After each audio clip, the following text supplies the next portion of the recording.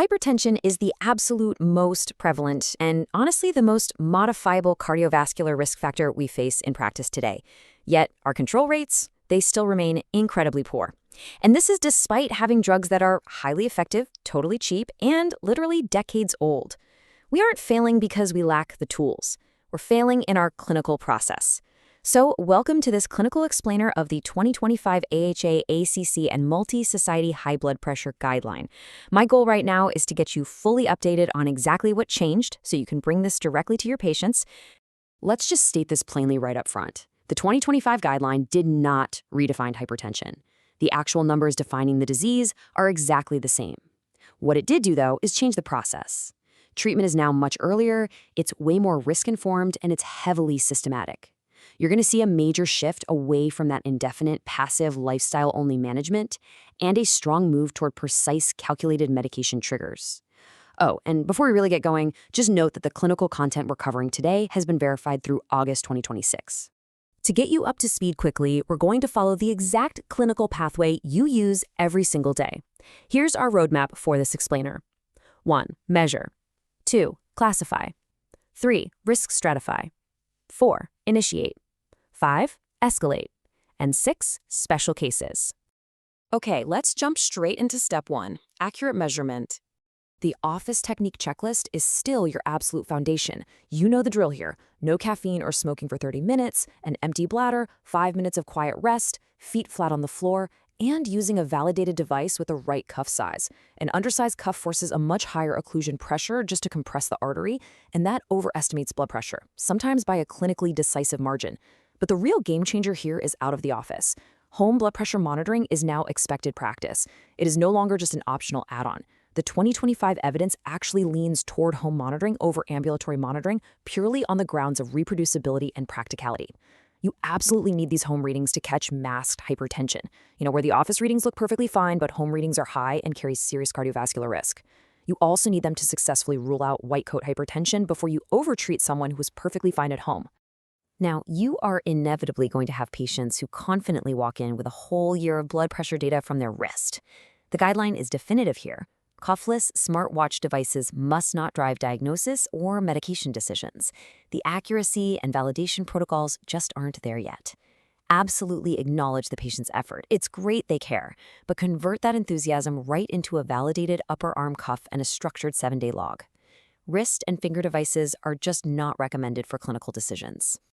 Once you have accurate numbers in hand, we move to step 2, classification. As I mentioned, the 4 categories are entirely unchanged from 2017. Normal, elevated, stage 1, and stage 2. What you really need to drill into your head here are the conjunctions. Normal and elevated require both criteria to be met, so a systolic under 120 and a diastolic under 80 for normal. Stages 1 and 2, however, require either criterion. Only one of the numbers has to cross that threshold to bump the patient into a higher risk category. Let's look at a classic clinical misclassification. Take a patient with a blood pressure of 128/84. This is stage 1 hypertension. It is not elevated blood pressure. That diastolic value of 84 alone drives the stage. Keep this in your back pocket because if you see an exam question claiming the 2025 guideline redefined hypertension, it's really just testing if you know what stayed exactly the same. Step 3 is where we hit the most significant departure from prior practice. We are going to risk stratify. PREVENT officially replaces the old Pooled Cohort Equations. This is the first hypertension guideline to adopt the AHA PREVENT model for risk-based treatment decisions. And honestly, PREVENT is a massive upgrade. It's race neutral, correctly dropping race as a biological construct. It directly includes kidney function via eGFR right in the base model. Plus, it gives you the powerful option to use a patient's zip code as a proxy for social determinants of health. It's built on highly contemporary diverse cohorts, so it's far better calibrated for the actual patients sitting in front of you today. Now, the critical number you absolutely have to know is the new treatment threshold. It's 7.5% 10-year total cardiovascular disease risk. Forget the old 10% rule. I need to warn you explicitly about this right now. PREVENT estimates generally run lower than pooled cohort estimates for the exact same patient. If you just carry over that old 10% rule and apply it to the new PREVENT calculator, you are going to systematically undertreat your patients. Also, watch out for this major cross-guideline mismatch. The 2026 dyslipidemia guideline also uses PREVENT, but it uses PREVENT ASCVD with entirely different risk strata at 3, 5, and 10%. So memorizing PREVENT 7.5% as a universal apply-everywhere rule will produce wrong lipid decisions. You've got to learn them as distinct tools. Okay, step 4. You've classified the pressure, calculated the risk. It's time to initiate therapy. Let's walk through these 4 decision gates in exact order. Gate 1 is the average blood pressure 140/90 or higher. If yes, start medication and lifestyle therapy right now. Simple. Now, gate 2, if they're stage 1, meaning 130/139/80-89, do they have clinical cardiovascular disease or a prior stroke? If yes, start medication. Gate 3, still stage 1, do they have diabetes, chronic kidney disease, or a 10-year PREVENT risk of 7.5% or higher? If yes, start medication. Finally, gate 4, if they have none of the above and their PREVENT risk is strictly under 7.5%, then you'll proceed to a defined lifestyle trial. And once you start therapy, your goal for most adults is under 130/80. For chronic kidney disease, target a systolic under 130. And for chronic hypertension and pregnancy, target under 140/90. I want to land a major memory anchor for you right here. At stage 1 blood pressure, the clinical question is not whether the patient has hypertension. They definitively do. The actual question is whether they need medication right this second or if they qualify for a defined 3 to 6 month lifestyle trial first. Lower risk stage 1 hypertension now comes with a strict stop clock. If blood pressure remains at or above 130/80 after 3 to 6 months of lifestyle changes, medication is recommended. That passive, open-ended lifestyle-only management that goes on for years, that is officially a thing of the past. While we're on lifestyle therapy, let's look at 4 real changes to the Titan targets. First, sodium targets are now stated numerically, below 2,300 milligrams per day, with below 1,500 milligrams desirable. Second, dietary potassium has a specific target of 3.5 to 5 grams daily. Third, alcohol guidance has officially moved toward abstinence being preferred. And fourth, for the very first time, there's an explicit recommendation to address psychosocial stress with approaches like meditation and yoga. Acknowledging stress as a direct modifiable target, that is a historic shift for us.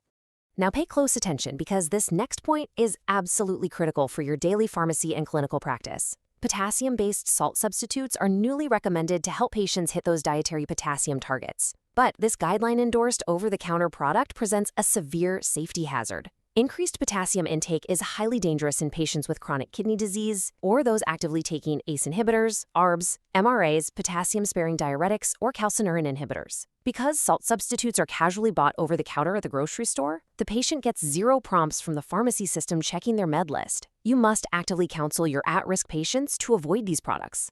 Step 5. When initial steps fall short, you must escalate. When a patient presents with stage 2 hypertension, meaning 140/90 or higher, initial therapy requires starting on 2 first-line agents from different classes.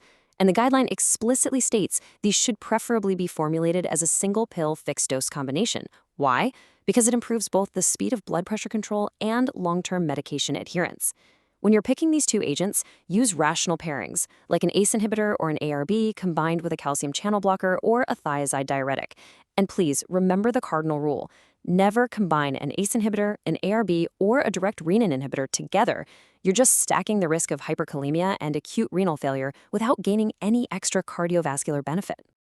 Now, if a patient remains uncontrolled on 3 concurrent medications, you evaluate for resistant hypertension using these exact 5 steps. Step 1, confirm it's real by excluding the white coat effect with out-of-office monitoring. Step 2, remove interfering substances like NSAIDs or decongestants. Step 3, screen for primary aldosteronism. This is a massive update. You must screen everyone with resistant hypertension regardless of whether they have hypokalemia. Step 4, audit their diuretic. Optimize them to chlorthalidone or indapamide rather than hydrochlorothiazide because they offer a longer half-life and far superior 24-hour control. Step 5, add a mineralocorticoid receptor antagonist, or MRA. This is a strong class of recommendation 1 if their eGFR is 45 or above. We conclude with Step 6, handling special clinical cases. Historically, blood pressure guidelines sort of deferred to obstetric societies for pregnancy management. Well, the 2025 guideline changes that and states the recommendations directly. For chronic hypertension in pregnancy, the target is under 140/90. The preferred oral agents are labetalol or extended-release nifedipine. And crucially, you have got to counsel these patients about starting 81 milligrams of aspirin specifically between 12 and 28 weeks for preeclampsia prevention. Next up, handling severely elevated readings. Blood pressure above 180 over 120 is severe, for sure, but it is not automatically an emergency. It is a hypertensive emergency only if there is acute target organ damage. Without that acute damage, outpatient oral management is generally completely appropriate. We have got to stop the reflexive use of intermittent intravenous or short-acting oral agents to rapidly drop blood pressure in asymptomatic hospitalized patients. Dropping the pressure too fast without acute end organ damage can actually cause really dangerous ischemic events. Okay, let's briskly recap the key takeaways so you can apply this to your practice today. Prevent replaces the old pooled cohort equations, and your threshold for action is now a 7.5% total CVD risk. Lower risk stage 1 patients get a strict 3 to 6 month lifestyle trial, then medications if they stay at or above 130 over 80. Stage 2 starts with 2 first-line agents, ideally in a single pill. You must warn your patients on RAS inhibitors and those with CKD about the hidden dangers of over-the-counter potassium salt substitutes. And finally, for resistant hypertension, walk the 5 steps and remember to screen for primary aldosteronism regardless of potassium levels. And that is a 2025 High Blood Pressure Guideline process update. To help us keep making these, please take a quick second to like this explainer, leave a comment below with a specific change you are going to make in your own practice based on this update, share this directly with a colleague or classmate who needs it, and subscribe to Pharmacy for more clinical guideline reviews. As these treatment thresholds move earlier and targets get tighter, ask yourself, how many of your supposedly well-controlled patients are actually slipping through the cracks of these new guidelines today? Thank you so much for joining me, and I'll see you next time.